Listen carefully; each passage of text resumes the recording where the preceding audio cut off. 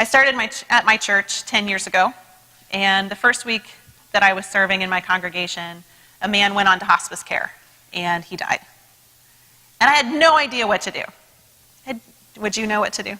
I had no idea what to do. Here I was, just starting in full-time ministry, and already faced with a big crisis that I didn't have answers for. And so I went to the house of this widow, and I sat on her couch for about an hour, and I didn't say anything. And I left feeling like I was the worst pastor in the world, that maybe I should just hang it up, because obviously I couldn't help people. I didn't have the answers.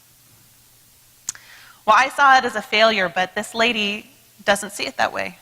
And she has taken time many times over the last 10 years to tell me what a big impact that made for me to just come and be in her house. Presence is really important. Being present with people is really important. I also serve as a birth doula, which means that I walk through women who are in labor and delivery so that they can have moral support, emotional support, and have a good birth experience. Birth is a really fluid thing, and you never know what's going to happen in the course of labor and delivery. You never know what's going to help until you're there in the moment. I know that as I walk with these women through the process of bringing life into the world, I'm convinced the most important thing that we can do is simply to be there. Simply to be there with them. Simply to breathe with them. To move with them. To tell them that they can do it. To tell them that it won't last forever. Presence is something that I feel characterizes my approach to ministry. Being present with people. It's how I make a difference in the world. I think we all want to make a difference in the world. I don't think anybody is 100% satisfied with what they see when they look around them. Many of us are not 100% satisfied with what we see when we look in the mirror, let alone with what we see in our families or our churches, in our society, around the world. And sometimes it can be difficult to know how to make our mark or our impact on the world. It can be hard to know what my part is. As Christians, we want to impact the world for the kingdom, or at least I hope we do. It's our most basic prayer. Your kingdom come, your will be done on earth as it is in heaven.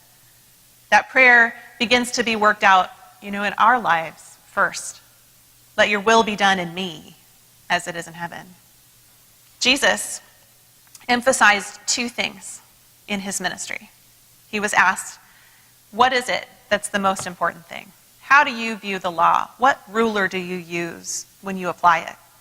And he quoted two verses from the Old Testament, Deuteronomy 6:5, which instructs us to love God with our heart, with our soul, and with our very being.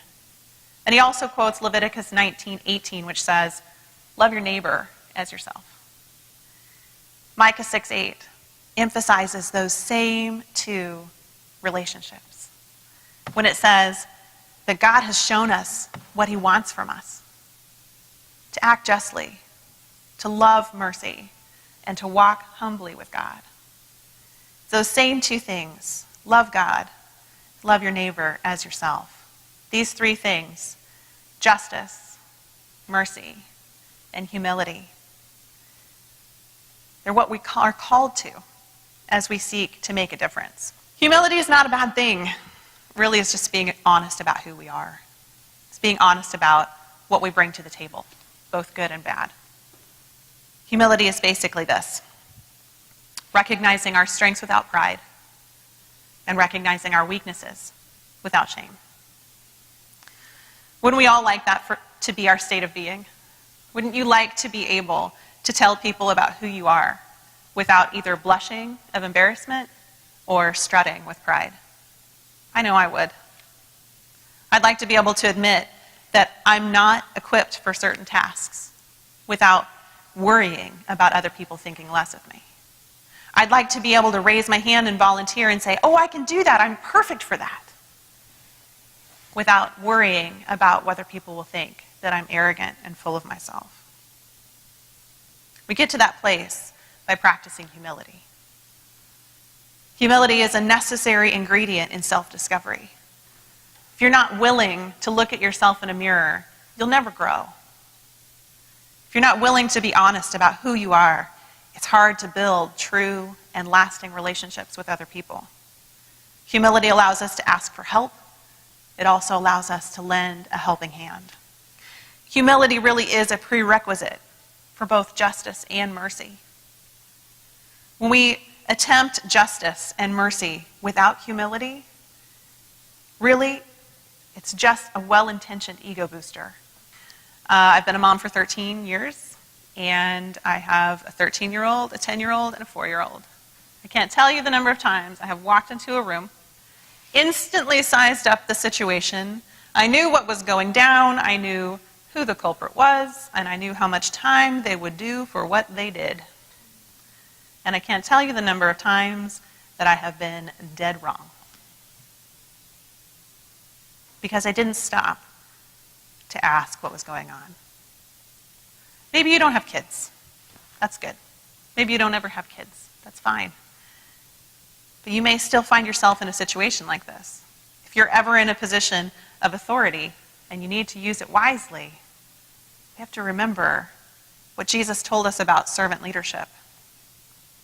Humility is what allows us to practice what Jesus calls us to when he says, you know that the rulers of this world lord it over their people. But it shouldn't be that way with you. For even the Son of Man came not to be served, but to serve and give his life as a ransom for many.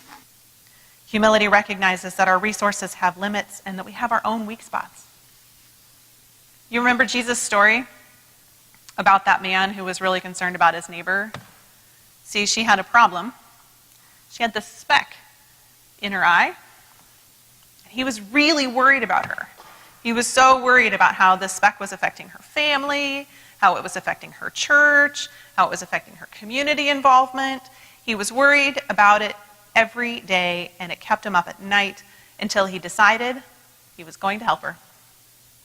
So he took over a first aid kit with some antibiotic drops and tweezers and surgical gloves, and he rang the doorbell, and he explained his plan, but she slammed the door in his face because he had a little bit bigger problem. He had this tree branch stuck in his own eye. Okay, so Jesus didn't tell that story, but he did say, before you go and try to help your neighbor with the speck in their eye, you got to take the tree branch out of your own eye. We all have areas of our lives where things are not right. We need to seek healing for ourselves so that we can begin to truly help other people heal. Frederick Buechner says, the place that God calls you to is the place where your deep gladness and the world's deep hunger meet. If you're going to make a difference in the world, you need to know who you are. You need to have a radically honest conversation with God and with people who are close to you about your strengths and your weaknesses. You can't do everything. I can't do everything. No one is perfect. But you have something that you do well. You have something to offer the world. And when we discover what that is, we can raise our hand to volunteer with confidence.